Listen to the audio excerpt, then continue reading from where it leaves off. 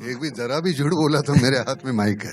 Sir यही पूछना चाह रहा था सर मैं कि जरा भी डर नहीं लगा। मैं एक्चुअली ऑनेस्टली मुझे सबने बोला कि नहीं नहीं किसी को भी साइन करो, नाना को नहीं। पागल हो गए हो क्या? मुझसे सबने ही बोला बुढ़ापे में पिटना है क्या? सीरियसली एवरीबडी टोल्ड मी कि नाना के साथ जाओगे और उससे कुछ अच्छा नहीं लगा, अगर तूने थोड़ा भी 10% कॉम्प्रोमाइज किया काम में या बोला अच्छा जल्दी है ये एंगल चेंज करते हैं तो वो मार देगा पकड़ के तुमको।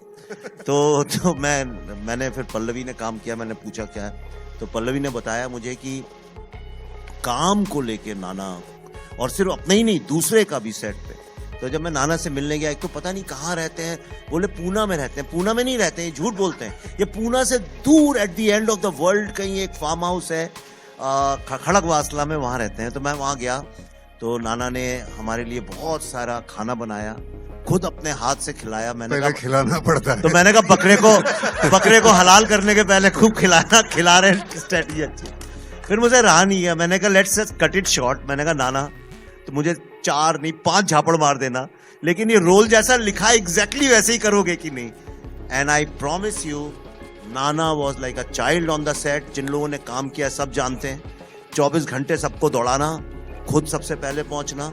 एंड मैं जब इनके रूम में गया वहां पे लखनऊ में, जब हम लोग पहले दिन स्वीट में, तो वहां पूरे स्वीट में सिर्फ कागज ही कागज बिखरे हुए थे। और मैं घुसा और नाना ने कहा विवेक सीन नंबर 79 ये सुन, लिख लिख के जो मिल जाता था उसे पकड़ के मेरे dialogue. And he work so hard, क्योंकि इतने डिफिकल्ट डायलॉग्स थे, टेक्निकल हैं, इंग्लिश में भी हैं। अंग्रेजी हमको उतनी अच्छी आती नहीं है तो हम रट लेते थे यार। बट इट वाज, और सिंग साउंड था वो सुधार नहीं सिंग सकते साउंड थे। का भी प्रॉब्लम है, बट मेरी जिंदगी का मेरे ख्याल से इससे अच्छा एक्सपीरियंस कभी नहीं। Thank you so much sir ये शेयर करने के लिए। Nana sir this one's for you, आपके लिए यही सवाल है। ये पूरी जर्नी अगर मैं बोलूं, इतनी सारी कमाल की फिल्में आपने की हैं, दिग्गज आपको माना जाता है of course when it comes to acting. यहाँ पे क्या खास था जो आपको हिट किया सबसे ज्यादा? बिकॉज वो दिख रहा है, वो आंखों में दिख रहा है वो इमोशन। मैंने एक जिस तरह की फिल्म है उसके लिए पहले तो ये ताज्जुब था कि मुझे क्यों चुन रहा है, क्योंकि मैं बिल्कुल अनाड़ी, मैं देहाती आदमी हूँ, जंगली, मैं तो बिल्कुल मतलब अपने में वो सोफिस्टिकेशन नहीं जो वो चाहता था। अब उधर देखो और इधर देखो। हाँ।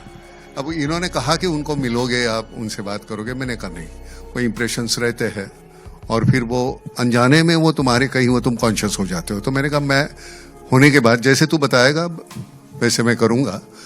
और होता ऐसे है कि आज भी मुझे लगता है ये मेरी आखिरी चांस है, पहला और आखिरी। उस तरह से काम करो तो आसान हो जाता है, सरेंडर करो।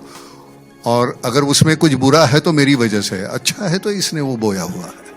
मैं सच कहता हूँ, वो इतनी मेहनत करता है, हालांकि इतना काम करवाया, इतना काटा यार। ऐसा बहुत काम करवाता है और सुबह से लेकर शाम तक। मैंने वैसे ही बोल दिया था कि मैं 8 घंटे के ऊपर काम नहीं करूंगा, बावजूद उसके 10-12 घंटे काम करवाता था।